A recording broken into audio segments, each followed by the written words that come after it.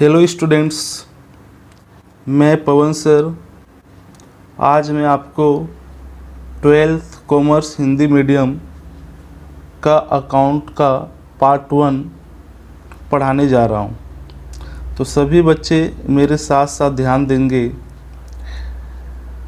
तो सबसे पहले बच्चे, जो आपके टेक्स्ट बुक का नाम है नामा का मूल तत्व भाग 1, ठीक है, जो Hindi medium class 12th Gujarat board की बुक है, इसलिए मैंने यहाँ पे लिखा है GHACB, ठीक है।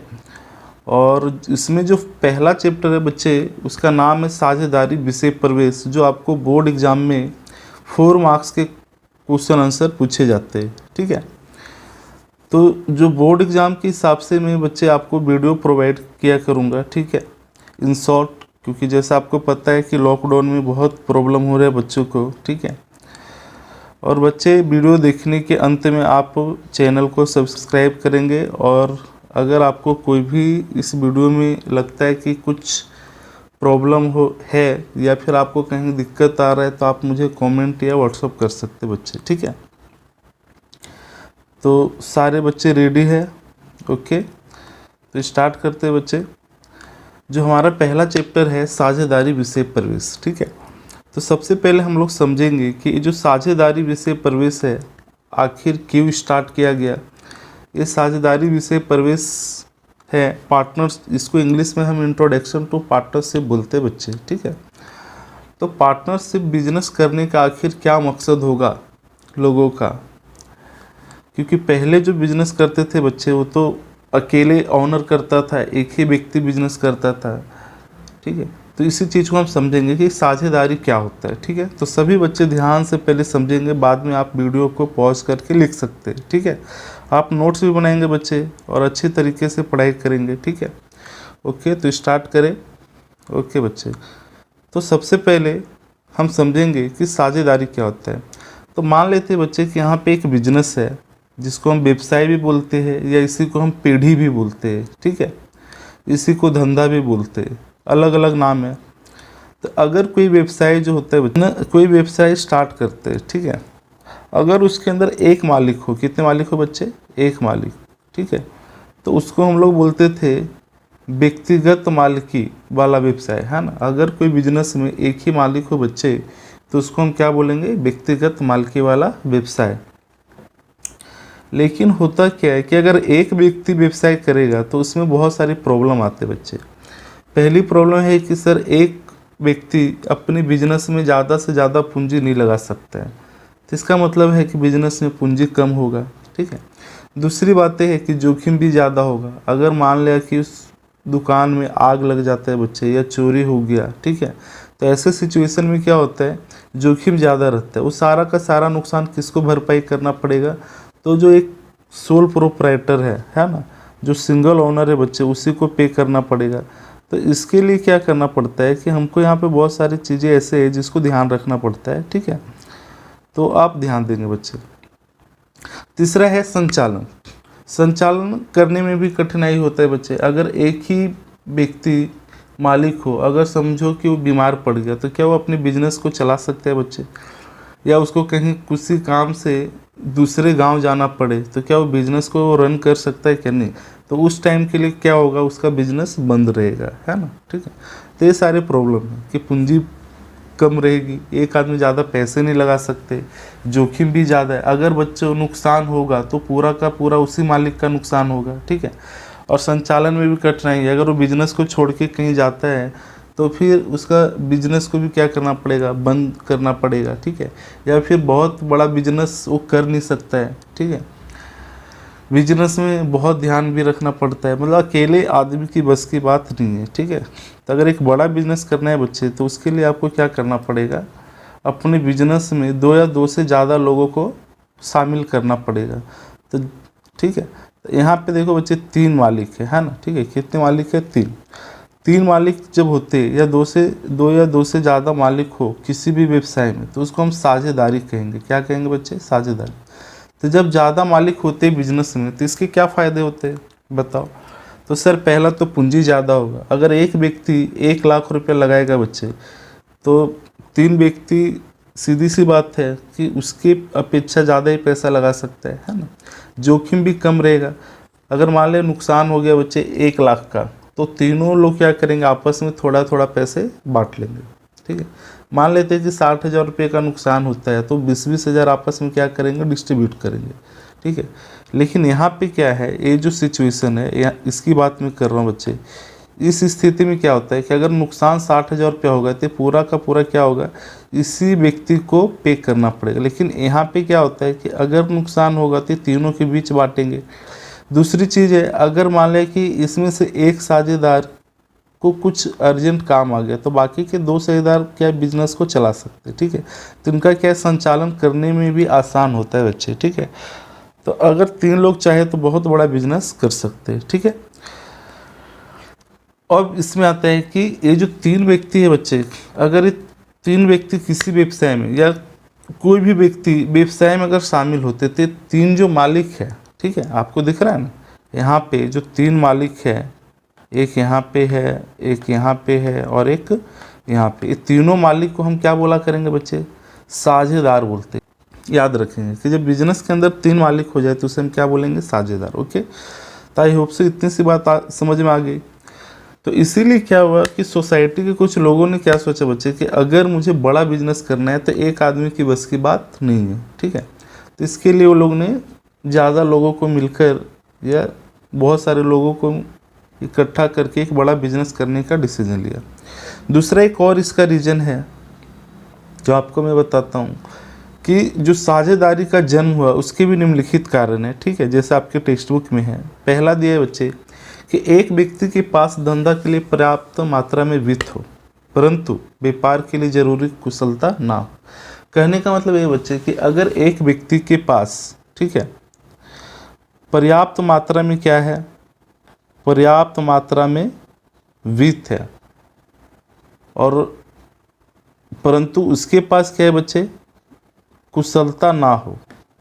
ठीक है, व्यापार करने की कुशलता नहीं है, पैसे तो है लेकिन बिजनेस को कैसे चलाना है उसके पास इतना माइंड या इतना भी उसके पास दिमाग नहीं है। तो ऐसे सिचुएशन में क्या होता है कि इसमें एक और रीज़न दिया है कि अगर व्यक्ति के पास कुशलता हो, कई बार ऐसा होता है कि एक व्यक्ति ऐसा है जिसके पास कुशलता तो है बच्चे, लेकिन पर्याप्त मात्रा में उसके पास वित्त ना हो। तो ऐसे सिचुएशन में क्या होता है कि अगर ये दोनों व्यक्ति एक साथ मिल जाए बच्चे, तो फिर कोई भी बिजनेस को हम स्टार्ट कर सकते हैं।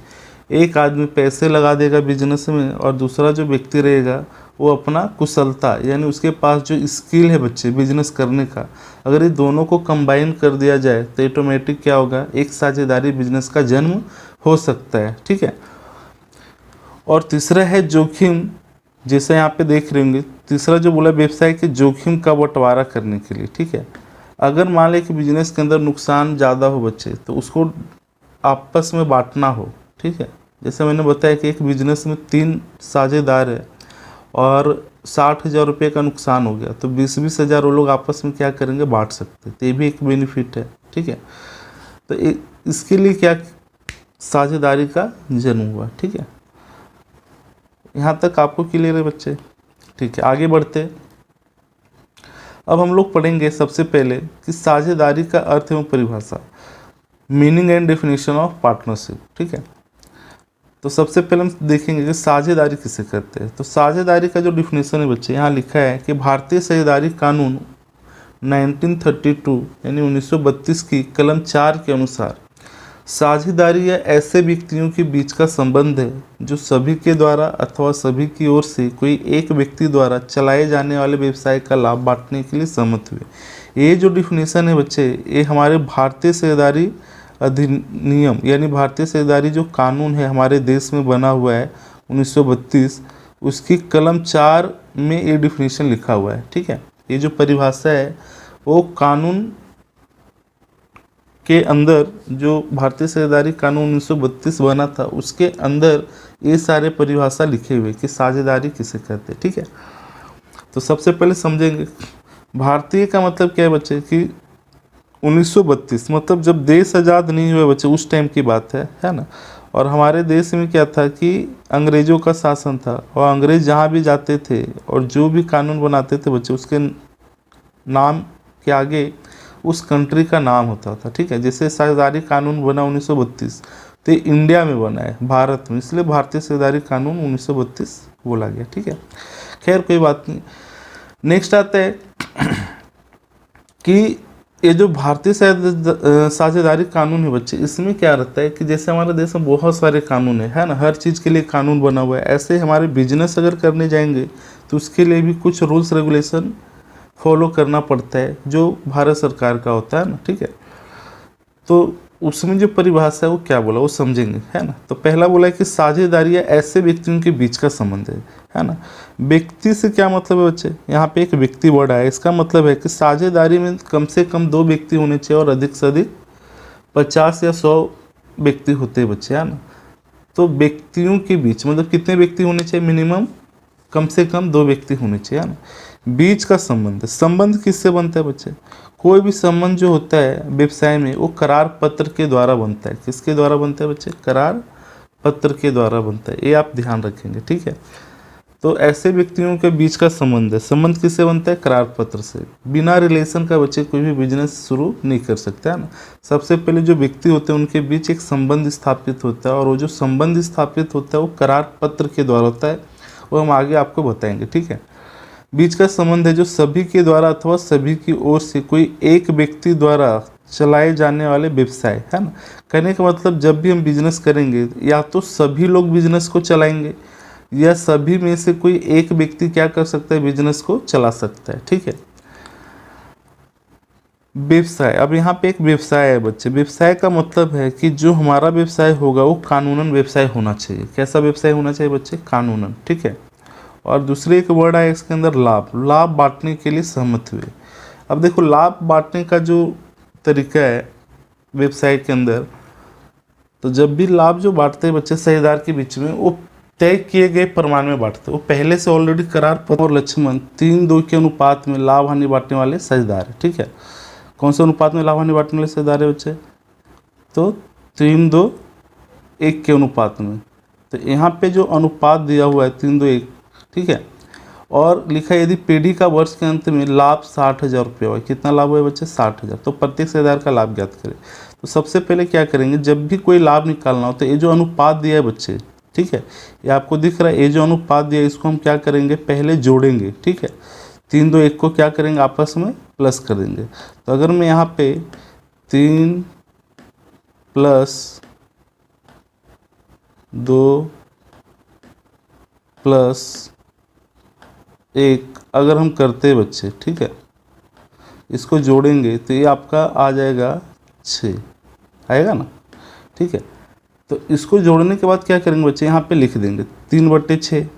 ठीक है, 2 अनुपात किसका होगा, श्याम का, और लक्ष्मण का कितना होगा 1। तो 3/6, 2/6 और 1/6 यहाँ पे लिख देंगे। ठीक है, उसका जितना भी लाभ होगा उसको हम क्या करेंगे, आपस में यहाँ पे गुना कर देंगे। ठीक है, जैसे दिख रहा होगा यहाँ पे हमने गुना किया है। ठीक है, जब गुना करेंगे बच्चे तो सबसे पहले क्या करना है, आपको 3 और 60,000 को आपस में गुना कर देना है और 6 से भाग देंगे, तो ये आपका आंसर आ जाएगा 30,000 रुपये। ठीक है, उसी तरीके से 2 और 60,000 को गुना कर देंगे और भागे 6 करेंगे, तो ये आपका आंसर कितना आ जाएगा बच्चे, 20,000। ठीक है, उसी तरीके से 1 और 60,000 को गुना करेंगे भागे 6, तो ये आंसर आ जाएगा 10,000। तो करने का मतलब यहाँ पे जो 3 साझेदार है उसको अगर 60,000 बांटना हो 3-2-1 के अनुपात में, तो 30,000, 20,000 और 10,000 मिलेगा। ठीक है, ओके, इस तरीके से लाभ बांटते, आगे भी हम पढ़ेंगे बच्चे कि लाभ को कैसे बांटने हैं। ठीक है, ओके। नेक्स्ट लक्षण जो है वैधानिक धंधा। ठीक है, इसका मतलब होता है कि साझेदारी पेढ़ी जो कानून के अनुसार का धंधा चलाने के लिए अस्तित्व में आती है। अगर कोई भी बिजनेस हम स्टार्ट करेंगे बच्चे, तो मैंने पहले ही बताया था कि हमारा जो बिजनेस होना चाहिए वो कैसा होना चाहिए, एक कानूनन बिजनेस होना चाहिए। ठीक है, कैसा होना चाहिए, कानूनन। ठीक है, नेक्स्ट है एक दूसरे के एजेंट, है ना। एक दूसरे के एजेंट का मतलब क्या होता है बच्चे, कि इसमें क्या होता है कि साझेदारी पेढ़ी का धंधा सभी साझेदार साथ में मिलकर चला सकते, अथवा सभी की ओर से कोई एक अथवा सभी साझेदार चलाते। कहने का मतलब कि कोई भी जब हम बिजनेस करेंगे तो पहले तो क्या होता है, तीनों साझेदार के बीच में आपस में एक तालमेल होना चाहिए बच्चे, है ना।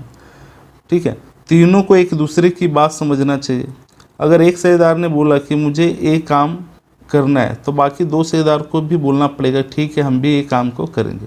अगर एक ने अगर ना बोला बच्चे, तो सबको ना बोलना पड़ेगा। तो कहने का मतलब जो भी डिसीजन वो तीनों का सेम होना चाहिए।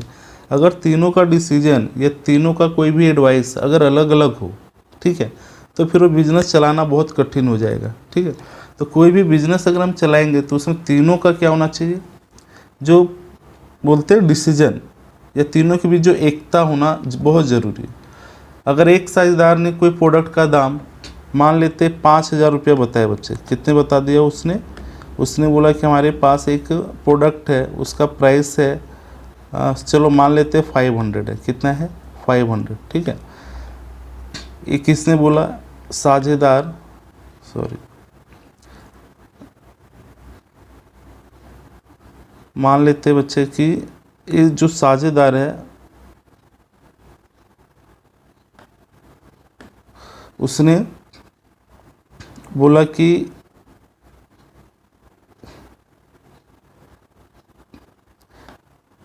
एक पार्टनर है हमारे पास ए ने बोला एक प्रोडक्ट का दाम है 500 रुपया। ठीक है, अगर बी ने कहा कि इस प्रोडक्ट का दाम सिर्फ 400 है। कितना है बच्चे? सिर्फ 400 है। तो बताओ ये दोनों का डिसीजन अलग अलग है कि नहीं है? तो क्या ऐसे में आप बिजनेस को चला सकते हैं क्या? नहीं। अगर ए ने अगर बोला कि 500, तो फिर बी को भी क्या बोलना पड़ेगा बच्चे? इसको भी बोलना पड़ेगा 500, है ना। कहने का मतलब दोनों का जो डिसीजन है या दोनों का बिजनेस करने का जो तरीका है ना, वो सेम होना चाहिए। अगर डिफरेंट है तो फिर वो बिजनेस बहुत मुश्किल होता है उसको रन करना। ठीक है, तो आई होप से इस समझ में आ गया होगा बच्चे। ठीक है, अभी नेक्स्ट हम लोग देखेंगे, अभी नेक्स्ट जो पॉइंट है बच्चे, है ना, उसको हम समझेंगे। तो नेक्स्ट जो टॉपिक है, नेक्स्ट जो लक्षण है वो है सदस्य संख्या। बहुत इंपॉर्टेंट है ना। ये जो सदस्य संख्या है बच्चे बोर्ड एग्जाम में बहुत बार पूछे जाते हैं, और सदस्य संख्या सभी बच्चे को अच्छे से याद करना है। इसमें लिखा है कंपनी कानून। क्या लिखा है बच्चे? कंपनी कानून।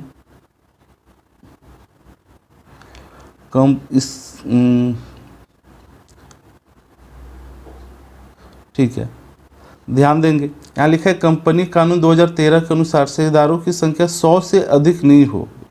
तो देखो बच्चे एग्जाम में आपको क्या है कि अगर आ जाता है ऐसा कि कंपनी कानून 2013 के अनुसार सदस्यों की संख्या कितनी होनी चाहिए, तो आप क्या बताएंगे? 100 से अधिक नहीं होनी चाहिए। दिख रहा है बच्चे? ये मैंने हाईलाइट कर दिया है। ठीक है, उसी प्रकार से कंपनी नियम, अभी हमारे देश का जो कंपनी का नियम है बच्चे वो भी बदल गया है ना। पहले 1956 था, अभी 2013 बन गया, अभी 2014 बन गया ना। तो 2014 के अनुसार साझेदारों की महत्तम संख्या कितनी होनी चाहिए बच्चे?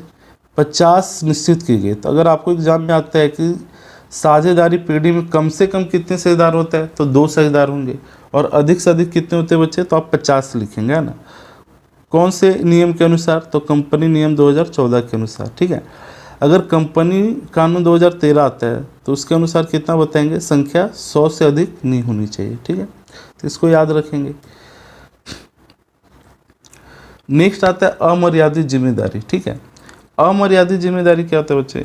तो यहाँ पे लिखा है कि साझेदारी कानून के अनुसार पीढ़ी का दायित्व यदि पीढ़ी की संपत्ति से नहीं चुकाया जा सकता। मतलब अगर कभी कभी क्या होता है बच्चे कि बिजनेस का दायित्व है ना बहुत ज़्यादा बढ़ जाता है ना। बिजनेस का ये जो दायित्व है वो बहुत ही ज़्यादा क्या होते हैं बच्चे? बढ़ जाते हैं। ठीक है, या कर्जा ज़्यादा हो गया, लोन ज़्यादा हो गया, ऋण ज़्यादा हो गया। ठीक है, तो हम क्या करते? पीढ़ी की संपत्ति से चुकाते हैं, लेकिन पीढ़ी के पास इतना संपत्ति नहीं है कि वो कर्जे को चुका सके। ठीक है, अगर बिजनेस के पास पैसे पर्याप्त ना हो बच्चे, तो ऐसे सिचुएशन में क्या होता है कि जो साझेदार होता है वो अपनी निजी संपत्ति बेचकर, याद रखना, निजी संपत्ति को क्या करते वो लोग? बेच देते। और ये जो निजी संपत्ति बेचते बच्चे, है ना, उससे क्या करते? वो अपने दायित्व को चुका देते। तो जो भी व्यवसाय का दायित्व होगा, ठीक है, अगर व्यवसाय में पैसे नहीं है बच्चे, तो साझेदार क्या करेंगे? अपने घर से पैसे लाकर उस दायित्व को चुकाते। इसलिए कहते हैं कि सेवादारों की जो जिम्मेदारी होती है वो कैसे होती है, अमर्यादित। ये आपसे कोई पूछ सकता है कि भाई सेवादारों की जिम्मेदारी कैसी होती है, तो आपको बताना है अमर्यादित होती है ना। इसी को हम असीमित भी बोलते हैं। ओके, एंड लास्ट पॉइंट है बच्चे कि पीढ़ी की मालिकी और संचालन। ठीक है, तो जैसा आपको पता होगा कि साझेदारी में जो साझेदार जो होते हैं वो धंधा के मालिक होते हैं, पता है ना। जो व्यवसाय होता है बच्चे, उसके मालिक कौन होते हैं, तो जो साझेदार होंगे वही मालिक होंगे। ये साझेदार जो होता है वही कौन होता है, मालिक होते हैं। ठीक है, क्योंकि इसमें कोई बाहर के व्यक्ति तो होते नहीं बच्चे। जो बिजनेस में मालिक होते हैं वही साझेदार बनते हैं, है ना। और वही क्या करते हैं, धंधा का संचालन करते हैं। ठीक है, संचालन करने के लिए हम बाहर से कोई व्यक्ति को नहीं रखते, उसी में से किसी एक व्यक्ति को हम दे देते हैं, सभी को मिलकर क्या करेंगे, संचालन करेंगे। तो जो मालिक है वही संचालन है, या जो संचालक होता है बच्चे वही मालिक होता है। ठीक है, तो ये आपका जितने भी लक्षण था बच्चे वो मैंने आपको समझा दिया। ठीक है, नेक्स्ट क्लास में हम आपको आगे का जो टॉपिक है करार पत्र, उसके बारे में हम बताएंगे। ठीक है, आप पूरा वीडियो देखेंगे बच्चे, फिर लास्ट में मुझे कमेंट करेंगे कि आपको कैसा लगा। ठीक है, अगर कुछ इसके अंदर बदलाव की ज़रूरत है तो हम करेंगे। ओके, बाय बच्चों, टेक केयर, अपना ध्यान रखना सब, और घर पे ही रखे, अपनी स्टडी को अच्छे तरीके से करना है। ठीक है, तो आज के लिए इतना ही, फिर नेक्स्ट वीडियो में मिलते हैं। Okay, bye.